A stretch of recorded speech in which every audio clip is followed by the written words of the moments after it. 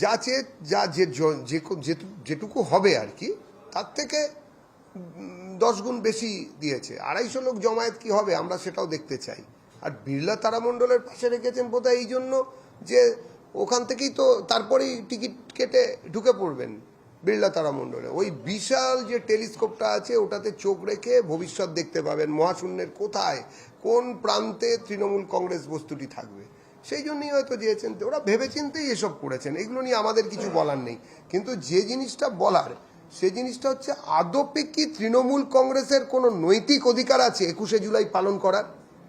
যেদিন তৃণমূল কংগ্রেস তাদের তথাকথিত সমর্থকদের ওপর গুলি চালানোর অর্ডার যে দিয়েছিলেন তাকে ক্যাবিনেটের সামিল করেছিলেন, তারপর থেকে তো আর কোনো অধিকারই নেই, কংগ্রেসেরও নেই। তার কারণ কংগ্রেস যেদিন থেকে কংগ্রেস সিপিএমের সঙ্গে হাত মিলিয়েছে সেদিন থেকে কংগ্রেসেরও তাদের আবার দাবি হচ্ছে ওগুলো যুব কংগ্রেসের লোকজন ছিলেন যাদের উপর অত্যাচার হয়েছিল, তো তাদের সঙ্গে হাত মিলিয়ে ফেললেন।